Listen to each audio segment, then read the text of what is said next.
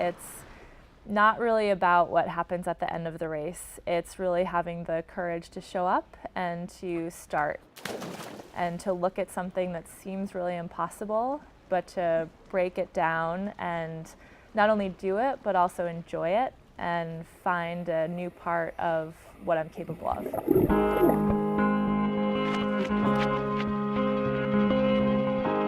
I worked at a hedge fund on Wall Street for 5 years, and I realized at one point that I really needed an outlet. I felt like I was in a job where, my passion really started in the morning when I was out riding my bike or running, or talking to people about it later in the day. For me, my definition of balance is that there really isn't balance, because I like to be 100% driving toward what I find most fulfilling and where I feel like I can make a difference. I am the women's product manager at Specialized, so my mission is to bring more women into the sport of cycling. At the core, I'm responsible for really managing our women's product lines, all designed to fit women and give women the most enjoyable experience possible out cycling. When I meet women who are curious about cycling, one of my biggest tasks is just to really spark that curiosity and to bring them into a sport that has really defined my life in so many ways and is a passion that I live every single day.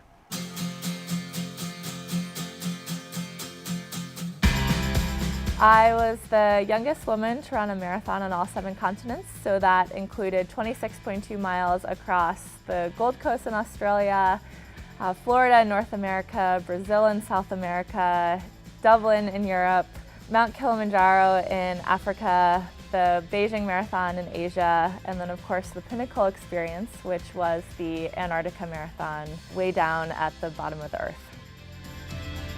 Ultimately, I think when I finally got the record, it had been a quest for over 2 years, and I was so excited about it and so passionate about it. And I remember getting the certificate and kind of being like, oh, that's nice. And what I was really excited about were the people that I met along the way, the sort of memories I had of these places, and it just really opened up my worldview in a way where when I got to the end of that road, the record was a nice piece of paper, but the process was really where a lot of the learning happened. I thought that was one definition of challenge, and the Ironman opened up a whole new world.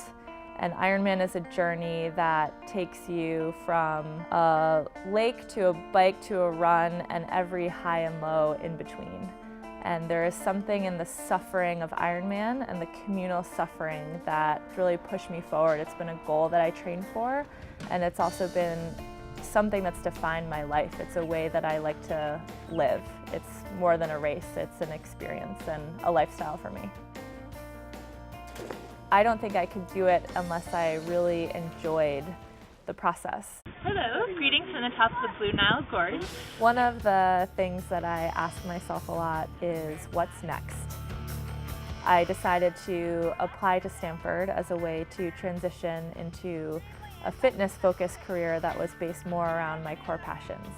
I had 4 months before I had to be at school, and what better way to fill 4 months than to ride a bicycle from Cairo to Cape Town. So I entered the longest bicycle stage race in the world. I left a great job, great apartment, great life in New York City, got on a plane to Cairo, almost walked up and asked the pilot to turn the plane around, and I didn't want to go. But as the plane was descending into Cairo, I realized that I was embarking on something really special. I took a different route out of the GSV than many of my classmates. My opportunity at Specialized was very unexpected. I came into this wonderful place with all these bikes and people who love to bike, and after 5 years in finance, it's been just a really exciting new challenge to work on products and to work on products that I'm personally very passionate about. What's great for us is people that are passionate about cycling, right? Not just they like to bike, they love to bike. And know how much of a life changer it can be for people. So when we met Erin, that passion for cycling, but more importantly, her drive and determination in everything that she had done in her life. It was like, wow, she's fantastic.